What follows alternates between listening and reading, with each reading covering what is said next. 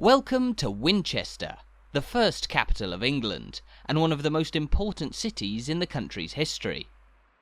Today, a beautiful cathedral city located in the heart of the county of Hampshire, Winchester is chock full of historic landmarks that tell the story of the nation of England in spectacular style. We'll explore all that and more over the course of this walk around Winchester, but we begin here on the site of what was the medieval Winchester Castle, one of the first built after William the Conqueror's invasion of England in 1066, and which served as the seat of the Normans' government for more than a century. Nearly 1,000 years later, however, this is the last remaining part of the castle, the Great Hall, which was built by King Henry III, who was actually born here in the 13th century. Now, the Great Hall has been a hugely significant building throughout England's history. In 1603, the renowned explorer Sir Walter Raleigh was tried for treason inside the Great Hall, while most famously, inside the hall you'll find a 13th century round table, which has a deep connection with the legend of King Arthur and his Knights of the Round Table. In fact, Winchester, and Winchester Castle in particular, is historically touted as one of the most likely locations for the legendary castle of Camelot, from where King Arthur led his armies in defence against Saxon invaders of Britain in the post-Roman era. Of course, the true location of Camelot has never been officially confirmed, with others suggesting that it may have been located in Somerset, South Wales, or even Edinburgh. But here, just opposite the Great Hall, we can look down into the ground to see the ruins of a tower that once formed part of the defensive walls of Winchester Castle here. As one of medieval England's most important fortresses, Winchester Castle was heavily defended on all sides, although among these ruins, the gated archway that we can see below is actually a secret tunnel leading out of the castle walls, known as a sally port, as during attacks on the castle, it was through the tunnel that defenders would venture out, or sally forth, to meet the enemy. Having existed since the late 11th century, Winchester Castle stood as a powerful fortress until 1649, when it was demolished on the orders of Oliver Cromwell, as part of his campaign to destroy all symbols of former royalist power in England, Winchester Castle having been used previously by the King's armies during the Civil War. But despite the demolition, this site never lost its significance. The Great Hall fortunately escaped destruction at Cromwell's hands, and later on in history, it went on to be used as the centre of judicial power in Winchester and the county of Hampshire. Meanwhile, in the 19th century, newer local government and council buildings, like the Castle Hill offices beside us here, were built, and so the centuries-old castle has always remained right at the heart of life in Winchester, today starring as one of the city's premier tourist attractions, alongside the beautiful cathedral that we'll visit later on in our walk. However, as we now make our way away from Winchester Castle, let's take a quick look at a map to see exactly where in England this medieval capital city is located. As we mentioned, Winchester lies in the heart of the county of Hampshire, of which it is the county town, and it's situated roughly 12 miles north of the major city of Southampton on England's south coast. Historically, Winchester was a mighty walled city, and here we're looking at Westgate, one of the two remaining gateways that allowed access to Winchester through its walls. Now, there are parts of Westgate as we see it today, which date back over 1,000 years to the Anglo-Saxon era, although most of the old gateway is a product of the 12th century, and until 1959, all people and cars entering the city from the west passed through its archway, although the high street here was eventually and sensibly routed to go around the medieval gateway. You'll notice that, stretching out in front of us here, is the rather steep slope of Winchester's long high street, and so that's why Winchester Castle was built here on the western edge of town, as the highest point in the area that afforded a real strategic advantage to those defending the city against attacking forces. Now though, we're going to make our way down the historic high street, alongside which we'll see a variety of interesting landmarks, including this popular sculpture. Known as Horse and Rider, this is one of two 1970s sculptures of the same design by sculptor Elizabeth Frink to be found in England, the other located in London's Mayfair, and it depicts an anonymous yet ageless symbol of man and horse, which would have been a regular sight in Winchester during its heyday as England's capital. But what exactly do we mean when we say that Winchester was England's first capital? Well, to understand, we need to go about 2,000 years back in history to the Roman era, when Winchester was one of the largest towns in all of Britannia. Even after the Romans then abandoned Britain in the 5th century AD, Winchester remained a bustling urban centre, and after the Saxons began arriving on the island from continental Europe, the former Roman town here came to be one of the largest in the kingdom of the West Saxons, or Wessex. For a few centuries then, Wessex was one of the 7 main kingdoms in the area we now know as England, although it was the kingdom of Mercia, roughly consistent with the modern Midlands, which dominated England until it was largely invaded by the Vikings, whose territory known as the Danelaw occupied roughly half of England. However, in the 9th century, the King of Wessex, Alfred, led a campaign to expel the Vikings, and with his victory, he gained control of almost all of the Anglo-Saxon territory, creating a unified nation that came to be known as England, whose capital he based here at Winchester, one of the largest towns in his native kingdom. Winchester remained England's capital throughout the reign of Alfred the Great, and even into the reign of William the Conqueror 2 centuries later, and we'll talk more about how that story unfolded later on. However, we've just passed by the city's immense Barclays Bank building, and now find ourselves on the pedestrianised portion of Winchester's historic High Street. Stretching from west to east across the heart of the city, the High Street has been Winchester's main thoroughfare ever since the days of the Romans, and today it's an always lively part of the city lined with many eye-catching landmarks, including the town clock up above us here, which was built overhanging the High Street in 1713 on the side of Winchester's Old Guildhall. We'll talk more about the Old Guildhall shortly, but it faces opposite this striking timber-framed building known as Godbegot House, which dates from the mid-15th century. Now a restaurant, Godbegot House takes its name from the Old English Godbegaten, said to mean good bargain. But despite the name, the building that stood on the site beside us here was no medieval poundland, but rather a manor house that belonged to Emma of Normandy, England's queen consort in the early 11th century. We'll talk more about Queen Emma in a moment, but on the other side of this alleyway is the Royal Oak pub, which claims to be the oldest pub in all of England. Accordingly, the Royal Oak dates at its oldest to the year 1002, when Queen Emma first took up residence here over 1,000 years ago.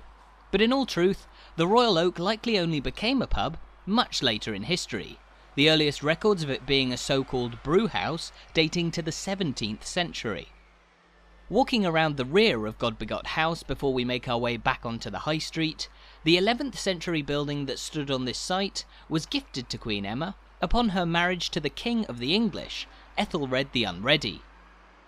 Now at the time, Winchester was the English capital, but Queen Emma's manor of Godbegot here was actually independent of the medieval city, able to make its own laws, and not required to pay taxes to the king.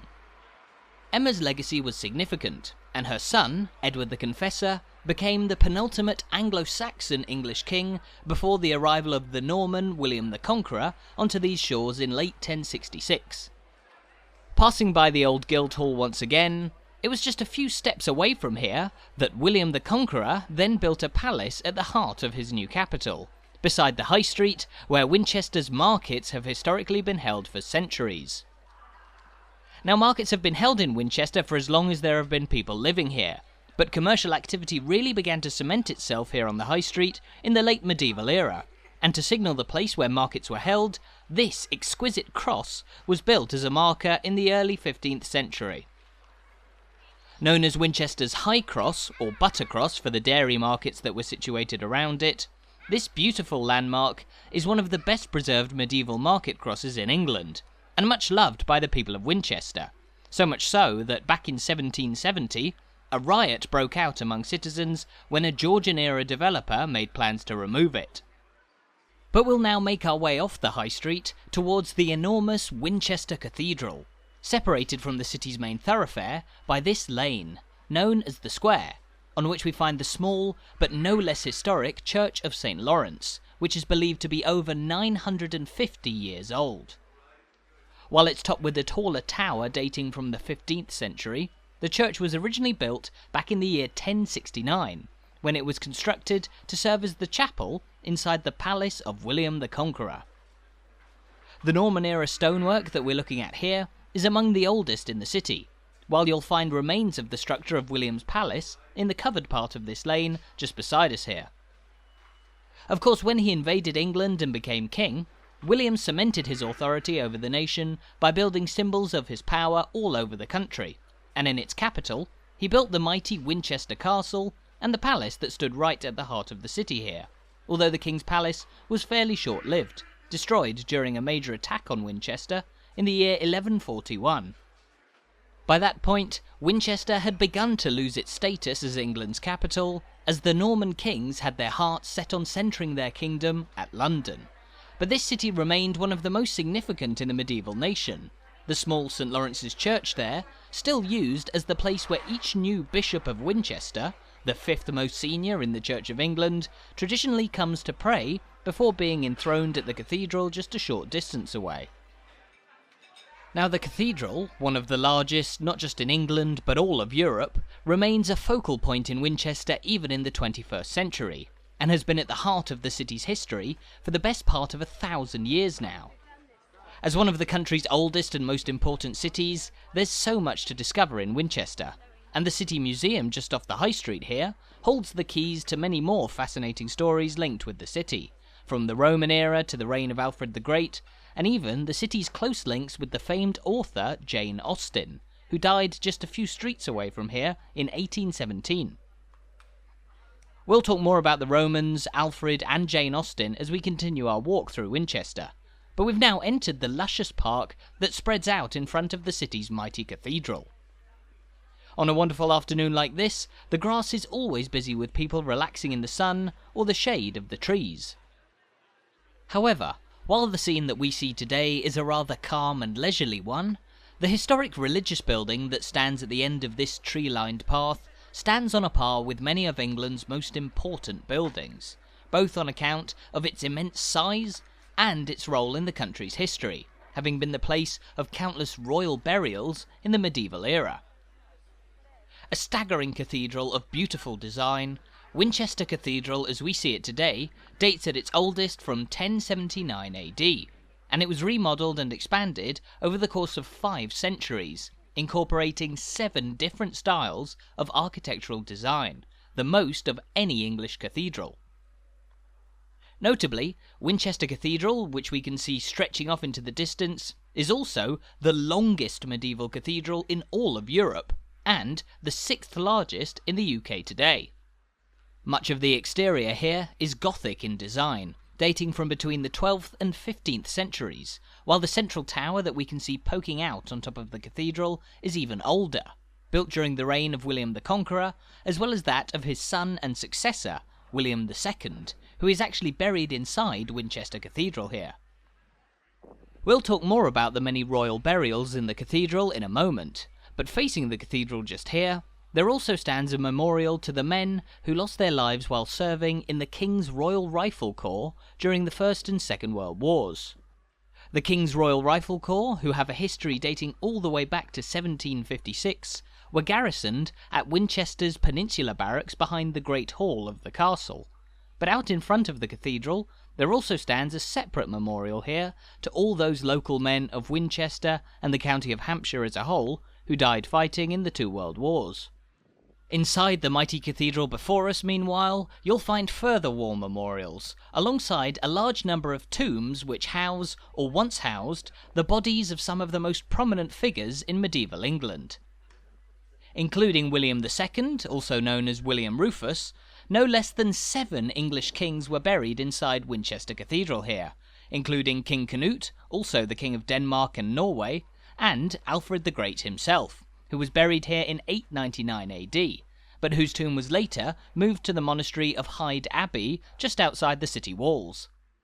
Other notable burials inside Winchester Cathedral include Queen Emma, who we spoke about earlier, numerous kings of Wessex, and the author Jane Austen, who we'll talk about in a couple of minutes.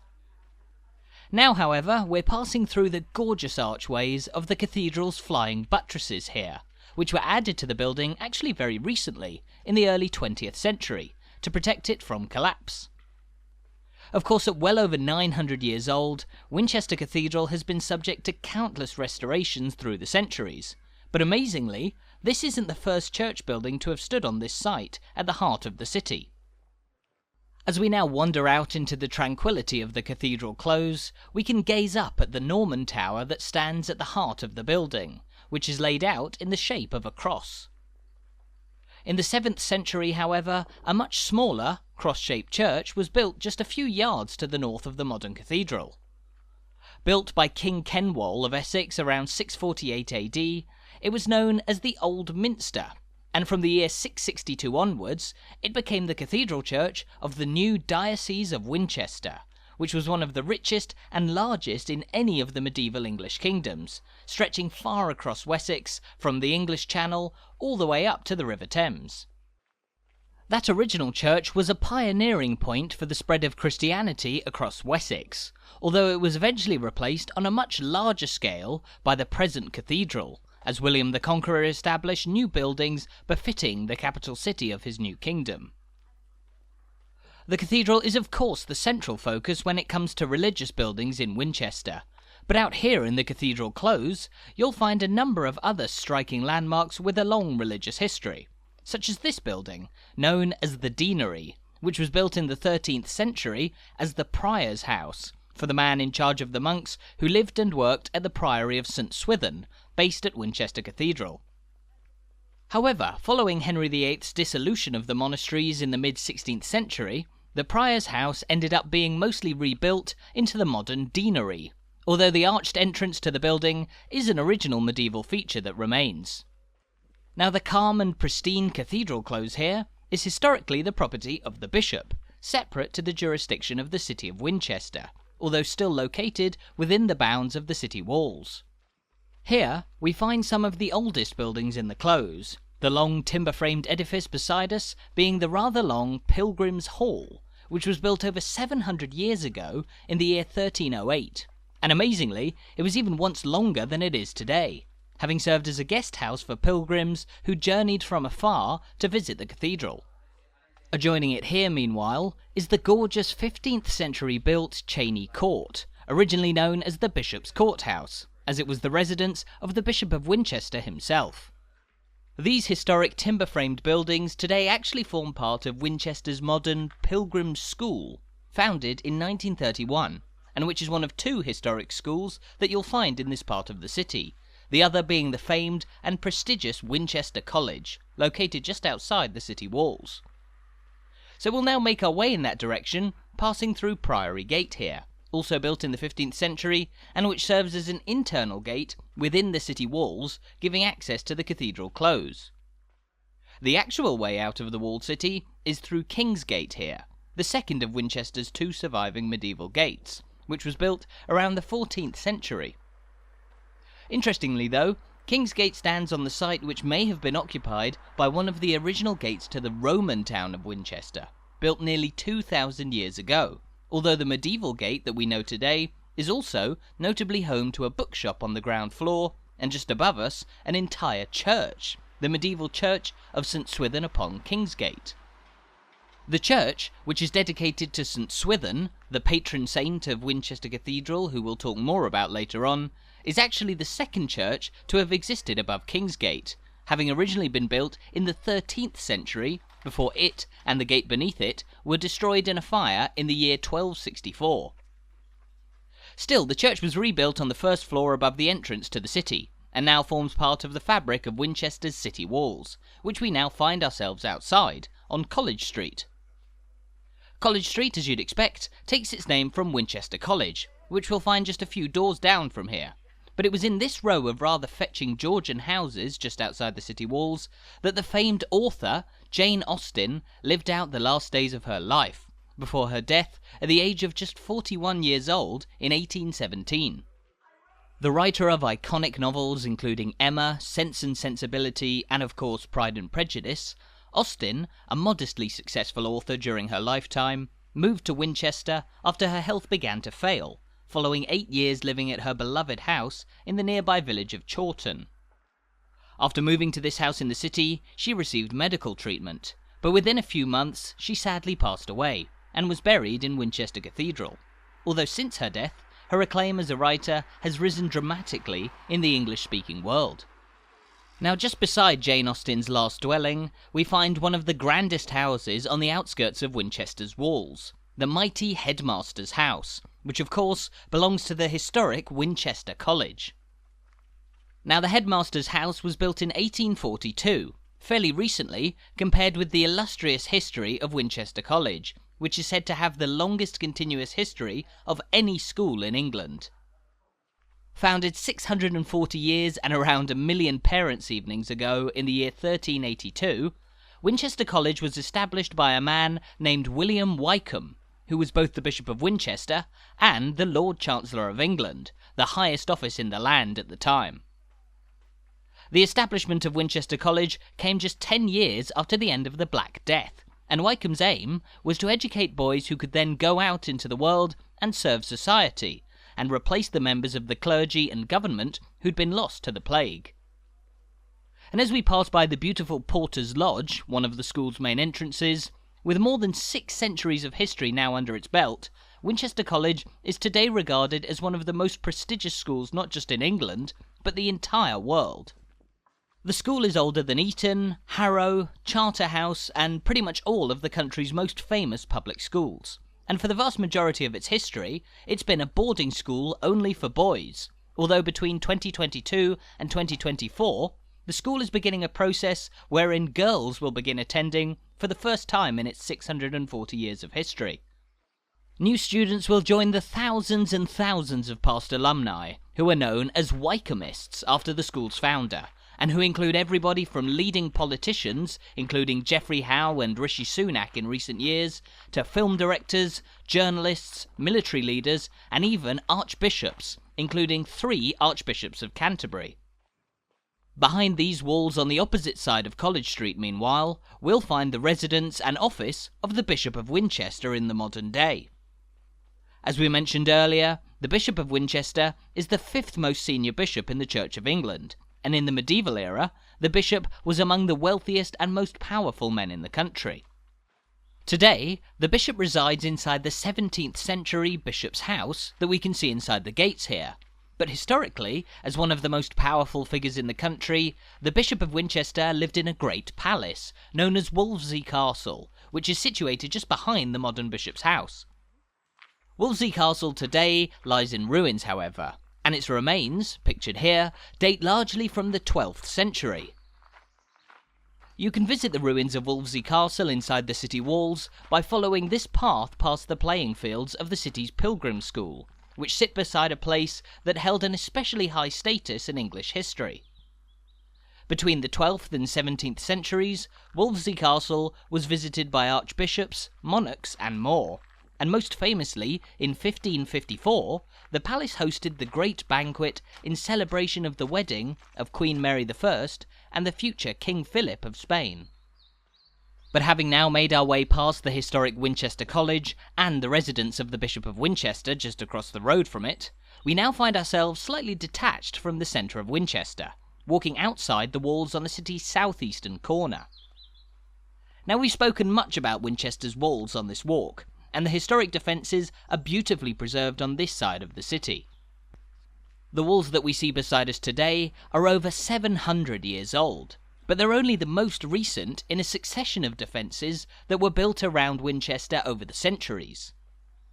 In fact, the history of Winchester's walls date all the way back to the Roman era, although the Roman defences encircled a much smaller area than what came to be the English capital, though we will see some fragments of those roughly 1800-year-old walls in a few minutes' time.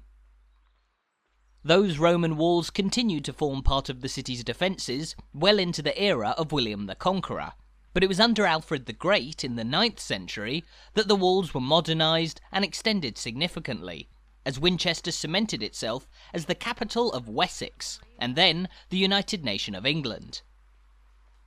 Now, as well as providing an important role in the defence of the city, the walls and fortifications surrounding Winchester are also part of the origin for its name.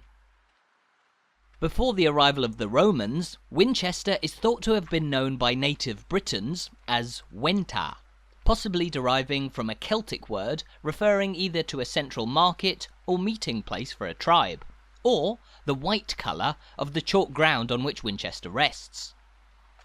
The Romans then came along and named their town Wenta Belgarum, after the local Belgae tribe, and they built walls around it which made it a fortified town, known a couple of centuries later to the Anglo-Saxons as a caestur.